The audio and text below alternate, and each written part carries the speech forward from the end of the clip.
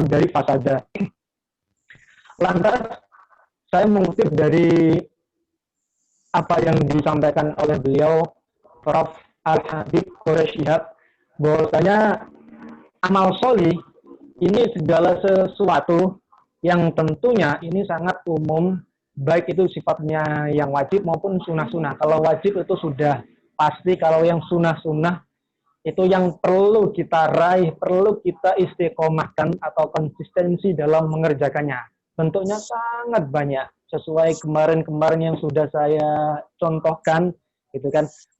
Nggak terbentuk dalam suatu ritual ibadah saja, namun bisa kegiatan-kegiatan keseharian kita. Yang penting kita niatkan karena Allah dan niat yang benar, insya Allah akan bermuatan pahala, dan itu dinilai sebagai amal solih. Bekerja, kemudian belajar, bahkan menyirami tumbuhan, menanam tumbuhan, memelihara hewan, itu juga termasuk bentuk amal solih ketika niat kita benar, seperti itu.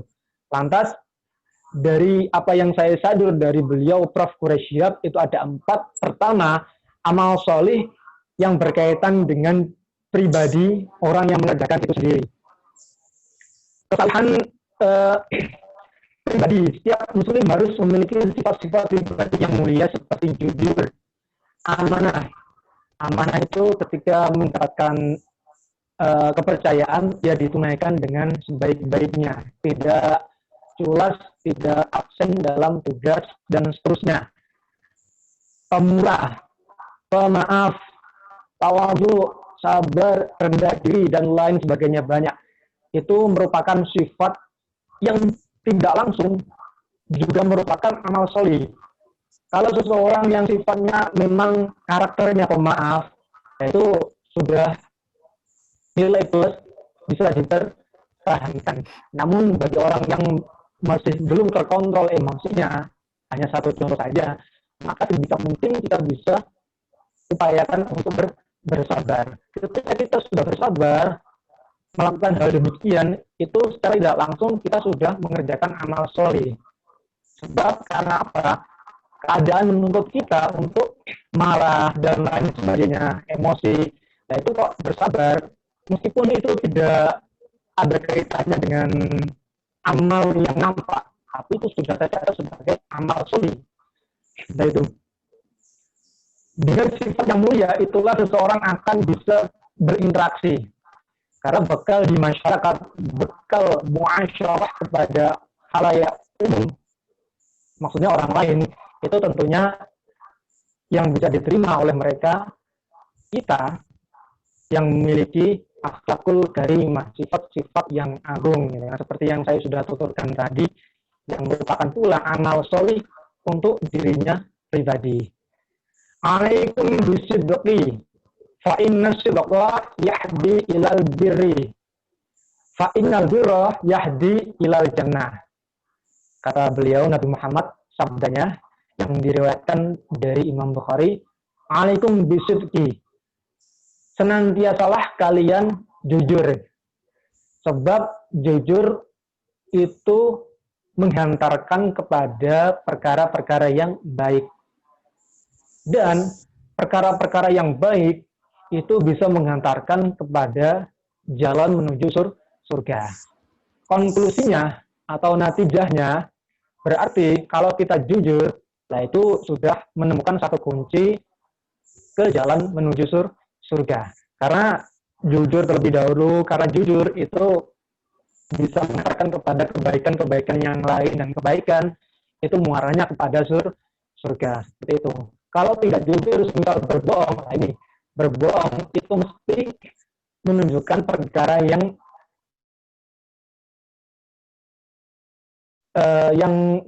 menghantarkan orang yang berbohong tadi ke perkara-perkara ilal fujur bahasanya. Fujur itu ya perkara-perkara yang tercela, dan al-fujur ya di lanar, perkara-perkara yang tercela itu menghantarkan ke jalan menuju neraka. Na'udzubillah, na'udzubillah. Ini satu contoh sifat jujur yang harus kita miliki, yang mana itu sebagai amal solih untuk pribadi kita sendiri, meskipun itu secara bentuk tidak nampak bermanfaat kepada kepada orang lain dalam hal fisik misal. Karena itu merupakan sifat.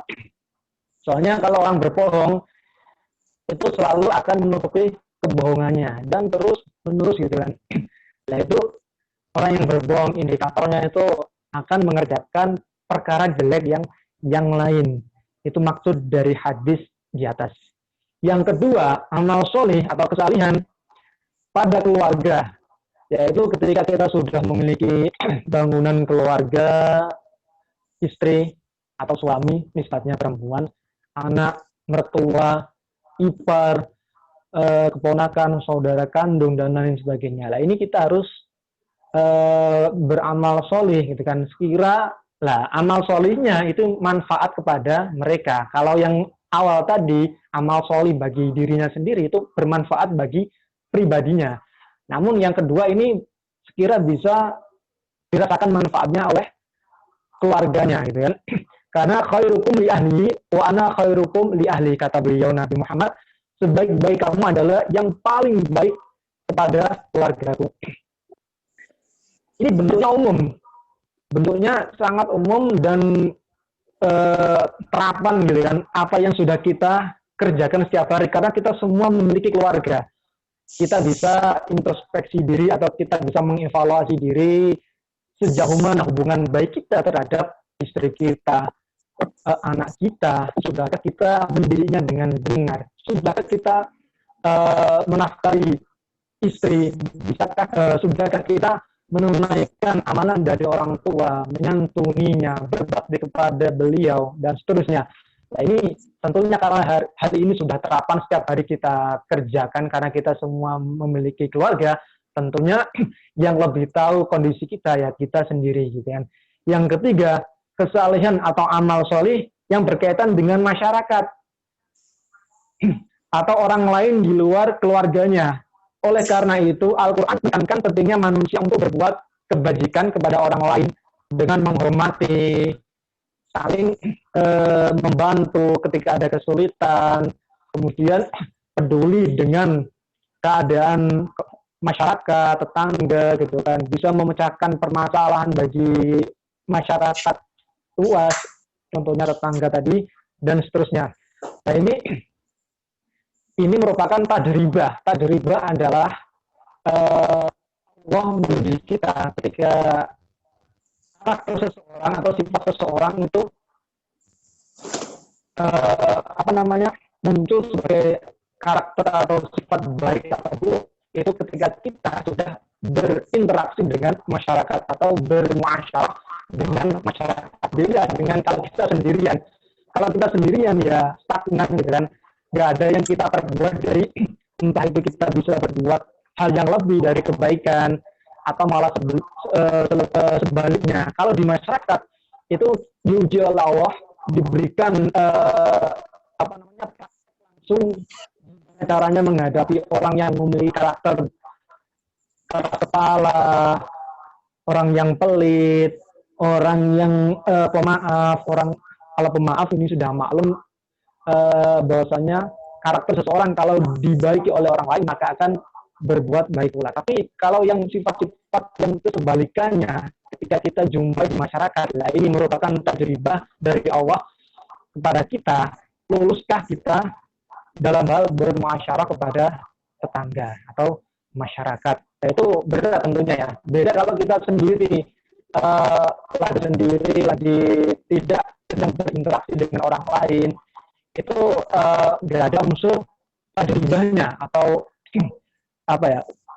ujian atau praktik langsung di masyarakat untuk menguji akhlak kita atau karakter kita. Yang keempat, berlaku baik atau beramal solih kepada binatang dan tumbuhan. Ya, ini jangan salah, memelihara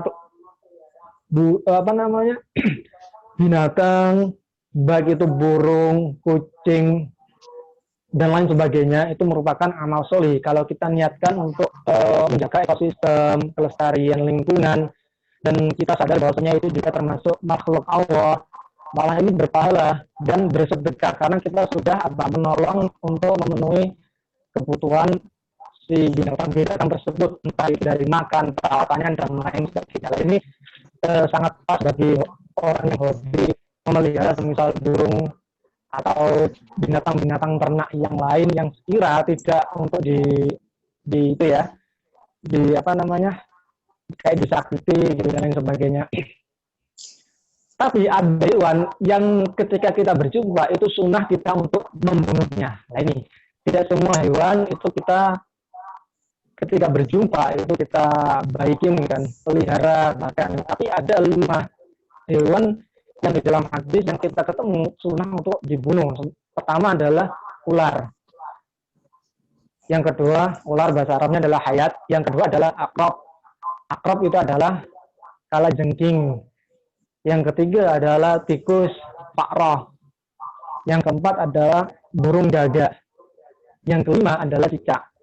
Nah ini cicak sebenarnya itu sunnah kita untuk membunuhnya kalau kita ketemu ini sesuai dengan hadis Nabi. Sebab itu ada historinya tersendiri ya. Kalau akrab, kalajengking sama ular itu karena bisa membahayakan nyawa manusia, gitu kan. Makanya kalau kita menjumpainya, kita membunuhnya boleh, gitu kan. Nah ini juga berlaku pada hewan-hewan melata atau hewan buas yang lainnya. Tentunya ini tidak asal semua dibunuh. Maksudnya membunuh itu ketika ia berbahaya, kita berdekatan dengan semisal ular, kalajengking tersebut, kok sekira mengancam nyawa kita ya kita bunuh. Jangan hanya sekedar kita usir saja, boleh gitu kan. Tapi kalau kita merusak ekosistemnya, semisal tempatnya sudah ada di hutan gitu kan, ularnya jauh dari pemukiman tempat kita tinggal, maka nggak boleh kita berangus gitu kan tempat tinggalnya, kayak ekosistemnya kita rusak. Nah itu tidak boleh, malah merusak alam pula. Dan kesalahan terhadap lingkungan itu berlaku pada tumbuhan.